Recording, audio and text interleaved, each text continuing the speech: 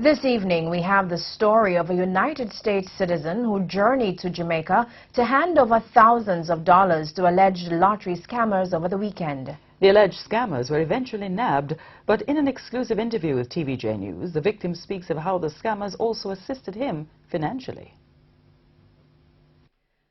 When 54-year-old Mark Unroe left Michigan in the United States to journey to Jamaica, he didn't expect that his trip would involve a sting operation involving local law enforcement.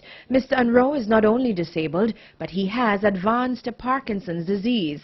Suspicious personnel from the Customs Enforcement team stopped him at the Sangster International Airport on Saturday. When asked about the purpose of his trip, it would lead to a major breakthrough for personnel from the lottery scam task force. I was asked to bring some money, some cash with me to pay someone a debt that I owed to them, and then this person was going to award me a prize, a lottery prize on Monday at my house for like $80 million, but he wouldn't do it until I brought the money down here myself. In total, he said he had $9,000 and he was instructed by a man named Josh Anderson to write his name on a cardboard so that he can be identified and picked up. He actually called me like in March of last year. Right. I think he found me because I was trying to get a payday loan, and then he offered to pay off my credit cards.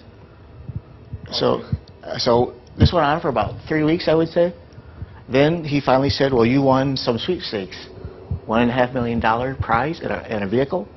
The alleged scammers reportedly paid for Mr. Unroe's plane ticket to Jamaica. Once the customs authorities contacted the lottery scam task force, a sting operation was conducted. 3 Trelawney men, including an 18-year-old male, were nabbed near the airport. The police surmised that the 18-year-old was the mastermind behind this latest incident. Mr. Unroe told TVJ News that his relationship with the alleged scammers go back to a little over a year. He was unable to say how much money he sent to Jamaica, guessing that it was in the region of $10,000.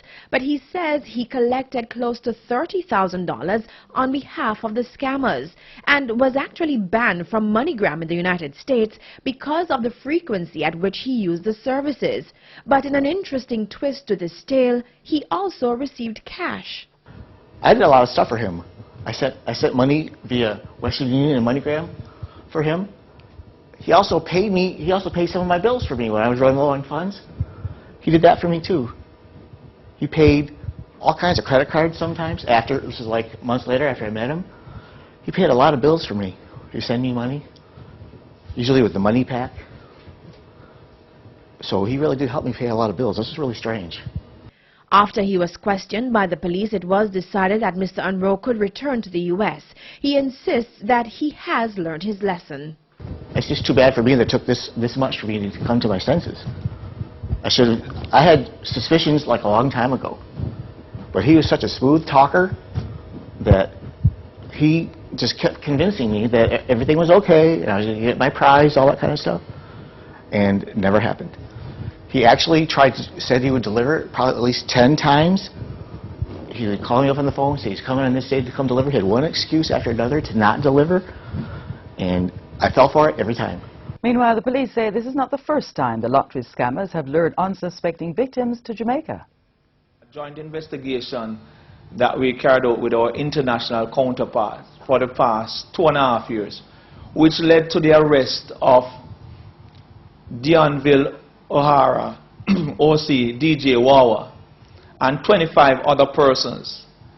Of the 26 individuals indicted, 16 of these persons are Jamaicans, 10 of whom were arrested in 2012 by the lottery scam task force. And Detective Corporal Watson put an end to speculation about the reasons behind popular local disc jockey ZJ Wawa being detained in the United States. O'Hara, OC DJ Wawa, who was returning to Jamaica from the United States in November of 2012, was intercepted by the Customs Enforcement team at the Sangster International Airport. And he was found with $105 thousand United States dollars in his possession, which is allegedly proceeds of a lottery scam.